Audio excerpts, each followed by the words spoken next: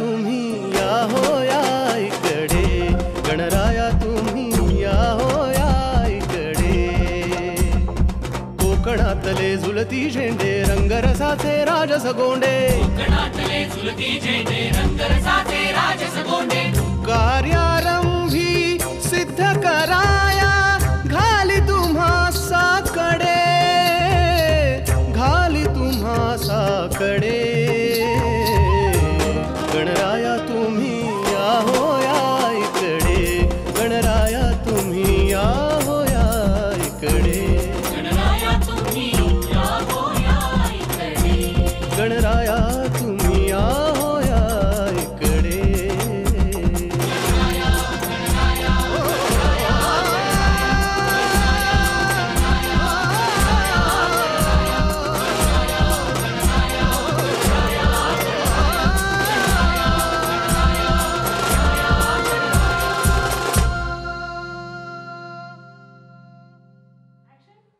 शेंदुर लाल चढ़ायो अच्छो गजमुख को, दोन दिल लाल बिराजे सुत गौरी हर को. हाथ लिए गुड़ लड्डू साई सुरवर को, महिमा कहे न जाए लागत हंपत को. एखाद विघ्न येऊ नये म्हणून सर्वप्रथम ज्याची आठवण येते तो म्हणजे गणराय. प्रत्येक भक्ताला आपणास गणराज प्रसन्न असावे असंच वाटतं. अष्टविनायक दर्शन घेत असताना आपण आलो आहोत भक्तांच्या इच्छा पूर्ण करणारा अष्टविनायकातील 7वा गणपती म्हणजेच ओझरच्या विघ्नेश्वराच्या चरणी. चला तर मग दर्शन घेऊया ओझरच्या विघ्नेश्वराचं. ऐतिहासिक संदर्भ जपणारे विघ्नेश्वराचं मंदिर जुन्या ओझरमध्ये आहे. येडगाव धरणामुळे ओझर विभागाचे जुने गावठाण आणि नव ओझर असे विभाग झालेले आहेत. पुण्याहून विघ्नेश्वर स्थान 85 किलोमीटर अंतरावर आहे. ओझरचं गणेश स्थान कुकडी नदीच्या खोऱ्यात पुणे जिल्ह्याच्या जुन्नर तालुक्यात वसलेलं आहे. अष्टविनायकांपैकी ओझरचा विघ्नेश्वर 7वा गणपती आहे. इथल्या श्रींची मूर्ती लांब रुंद असून अष्टविनायकांपैकी सर्वात श्रीमंत गणपती म्हणून विघ्नेश्वराला ओळखलं जातं. गणेशाची मूर्ती डाव्या सोंडीची बैठी स्वरूपातील आहे. श्रींच्या डोळ्यात माणिक असून कपाळावर हिरा आहे, नाभीत रत्न आहे. अशी प्रसन्न आणि मंगल मूर्ती असलेला श्री गणेश विघ्नांचं हरण करतो म्हणूनच या गणपतीला विघ्नेश्वर म्हणतात. ही गणेशाची स्वयंभू मूर्ती आहे. मंदिराच्या चारही बाजूंना तटबंदी बांधकाम असून मध्यभागी श्री गणेशाचं मंदिर आहे.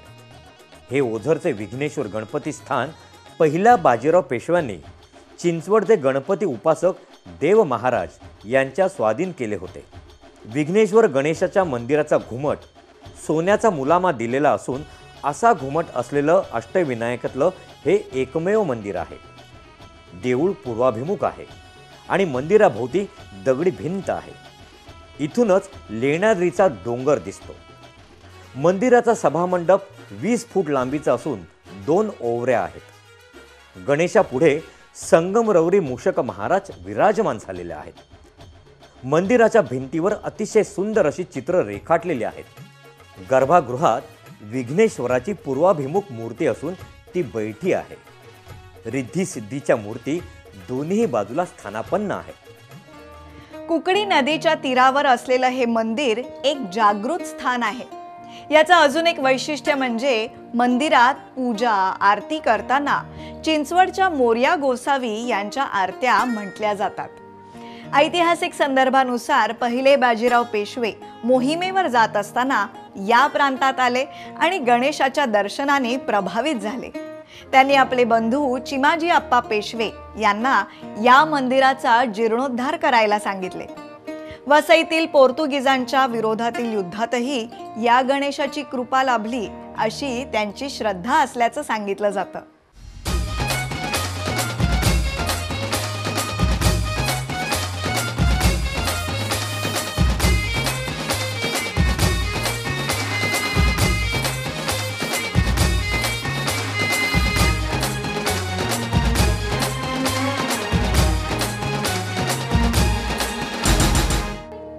मुंबईतल्या सर्वात जुन्या गणपती उत्सवांपैकी हा लाडका लंबोदर या नावाने प्रसिद्ध असलेला रंगारी बदक चाळीचा गणपती. लाडका लंबोदर या नावानं प्रसिद्ध असलेला रंगारी बदक चाळीचा गणपती. 1938 सालापासून हे मंडळ हा गणेशोत्सव साजरा करत आहे. हे मंडळ महाराष्ट्रातल्या संत परंपरेला मानतं, या परंपरेला वाढवण्यासाठी प्रयत्न करतं आणि म्हणूनच जाती भेदाच्या विळख्यातून जनतेला मुक्त करण्यासाठीच्या उपक्रमांवर त्यांचा नेहमीच भर राहिला आहे. 1938 साली शांताराम मय्यकर आणि मंडळींनी पुढाकार घेत राष्ट्रीय मित्र मंडळाची स्थापना केली. जुन्या बदक चाळीतील एका खोलीत श्री गणेशाचा पूजन सोहळा सुरू केला. यावेळी देशभरात स्वातंत्र्य चळवळ जोर धरू लागली होती.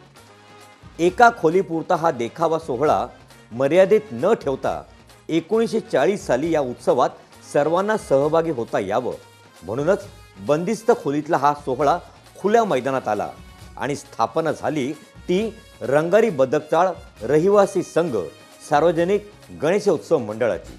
या पहिल्या वहिल्या उत्सवाचे अध्यक्ष आणि सरचिटणीस यांनी लोकमान्य टिळकांच्या स्वप्नातला हा उत्सव आणि त्याचं महत्त्व खऱ्या अर्थानं सार्थकी लावलं आणि यातूनच लोकजागृती, संस्कृती जतन, चर्चासत्रातून लोकसहभाग असे उपक्रम हाती घेतले. याचं जिवंत उदाहरण म्हणजेच चलचित्र देखावे.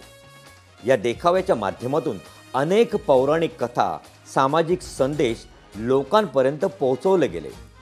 मच्छिंद्र गोरख, प्रभू एकनाथा घरी, विठू माझा लेकुरवाळा, 3.5 शक्तिपीठ, तिरुपती बालाजी असे बरेच देखावे मंडळाने भाविकांसमोर सादर केले.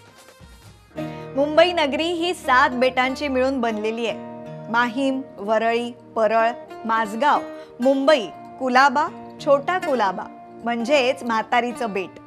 ही 7 बेटं एकत्र येऊन तयार झाली ती मुंबापुरी. मुंबादेवीच्या आशीर्वादाने कोट्यावधी लोकांना सामावून घेणारी ही मुंबापुरी. याच मुंबापुरीचं एक प्रसिद्ध सामाजिक बांधिलकी जपणारं मंडळ म्हणजे मुंबादेवीचा राजा.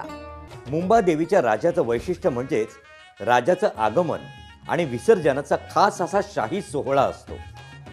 हजारो भाविकांच्या गराड्यात, ढोल ताशांच्या गजरात, विजेच्या उत्कृष्ट रोषणाईत मोठ्या डौलात आगमन आणि विसर्जन होतं. राजाच्या आगमन आणि विसर्जनाच्या मार्गावर भाविक अनेक तास राजाच्या स्वारीची आतुरतेने वाट पाहत ताटकळत उभे असतात.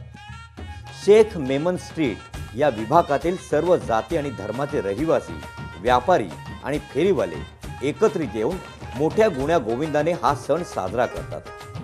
या सर्वांमध्ये विश्व बंधुत्वाचा आविष्कार दिसतो आणि ही बाब नाविन्यपूर्ण आणि प्रशंसनीय आहे. एकमेका सहाय्य करू अवघे धरू सुपंथ या उक्तीप्रमाणे मुंबईतील गणेश मंडळ सामाजिक क्षेत्रात देखील कार्यरत आहेत. मंडळांमध्ये स्पर्धा न करता जनतेच्या हितासाठी एकमेका सहाय्य करून सर्वच भक्तांचं हित जपत असतात. यातील अनेक मंडळांनी आरोग्य शिबिरं, रक्तदान शिबिरं घेऊन आपली एक वेगळीच ओळख निर्माण केली आहे. यातील हे गिरगावच्या खेतवाडीचं गणपती मंडळ. चला तर पाहूया गिरगावच्या खेतवाडीचा राजा.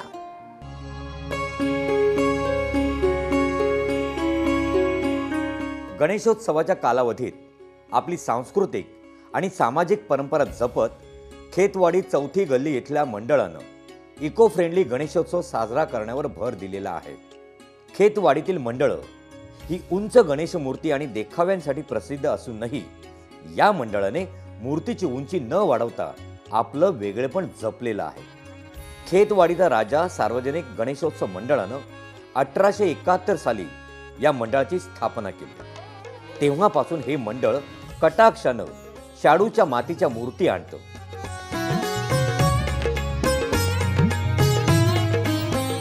दरवर्षी गणेशोत्सव देखाव्याच्या माध्यमातून हे मंडळ समाजाला सामाजिक संदेशही देतं.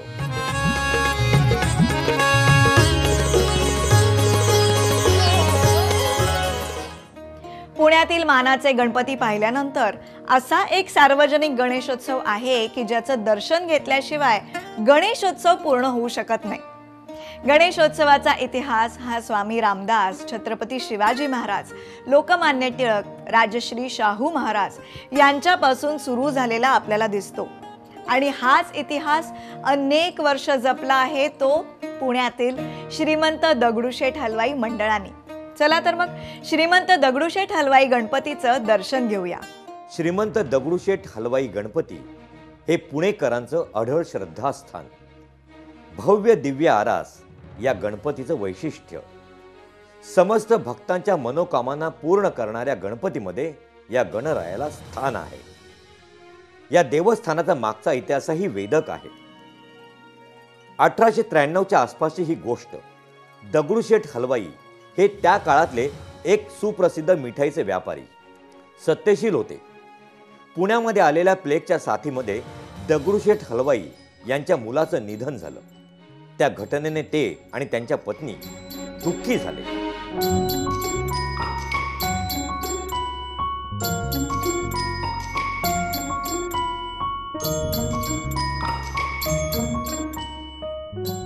दरम्यानच्या काळात त्यांचे गुरु श्रीयुत माधवराव महाराजांनी त्यांचं सांत्वन केलं आणि त्यांना धीर देताना सांगितलं की आपण काही काळजी करू नका. आपण एक दत्ताची आणि एक गणपतीची मूर्ती तयार करा आणि त्याची रोज पूजा करा. ही दोन दैवत आपल्या मुलाप्रमाणे सांभाळा. भविष्यात जसं आपलं अपत्य आपल्या माता पित्यांचं नाव उज्ज्वल करतं, त्याचप्रमाणे ही दोन दैवत तुमचं नाव उज्ज्वल करतील. महाराजांनी सांगितल्याप्रमाणे शेठजींनी दत्ताची एक संगमरवरी मूर्ती आणि गणरायाची मातीची मूर्ती बनवून घेतली. या मूर्तीची प्राणप्रतिष्ठा लोकमान्य टिळकांच्या हस्ते झाली होती आणि त्यावेळी परिसरातील श्रीमंत दगडूशेठ हलवाई, बाबूराव गोडसे, भाऊसाहेब रंगारी, श्रीयुत मोरप्पा शेठ गाडवे उर्फ काका हलवाई, नारायणराव बाजेवाले उर्फ जाधव, नारायणराव भुजबळ, रामाराव बुटलेर, गणपतराव विठूजी शिंदे, सरदार परांजपे, शिवरामपंत परांजपे, गोपाळराव रायकर, नारायणराव दरोडे यासह सर्व थरातील लोकांनी या समारंभाला हजेरी लावली होती. गणपतीची ही पहिली मूर्ती शुक्रवार पेठेतील 11 मारुती मंदिरात ठेवलेली आहे व तिची नित्य नियमानं पूजा सुरू असते. लोकमान्य टिळकांनी सार्वजनिक गणेशोत्सवाची सुरुवात केली तेव्हा 1896 साली श्रीमंत दगडूशेठ हलवाई गणपतीची दुसरी मूर्ती तयार करण्यात आली आणि तिचा उत्सव होऊ लागला. हा गणपती बाहुलीच्या हौदाचा सार्वजनिक गणपती म्हणून ओळखला जात होता. या उत्सवाचं व्यवस्थापन सुवर्णयुग तरुण मंडळ करत होतं. सध्या ही मूर्ती आपल्या कोंढवा येथील बाबूराव गोडसे पिताश्री वृद्धाश्रमातील मंदिरात आहे. ही मूर्ती बनवण्याचा खर्च सुमारे 1125 रुपये इतका आला होता.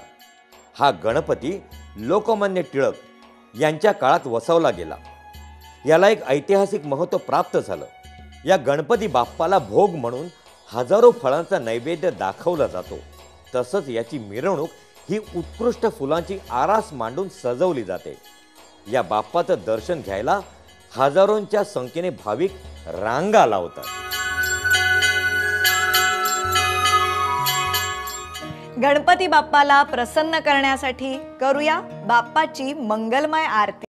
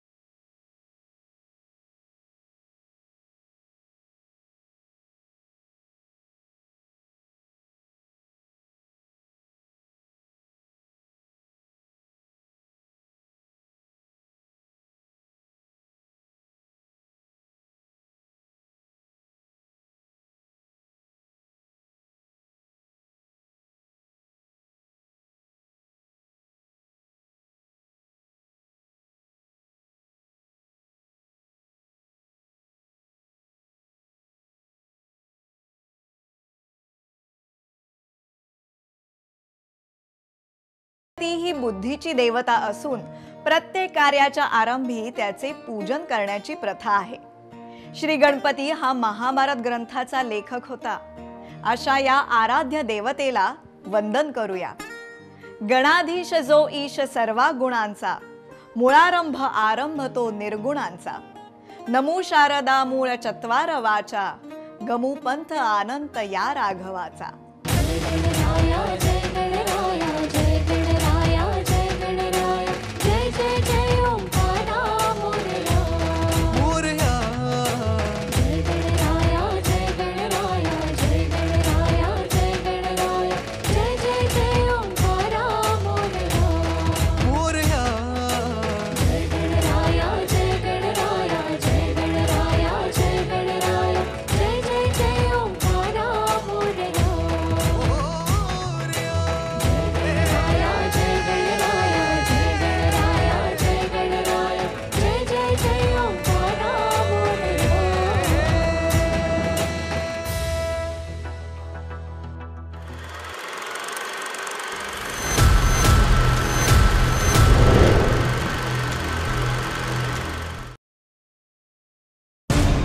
मराठ्यांची तळपती तलवार म्हणजे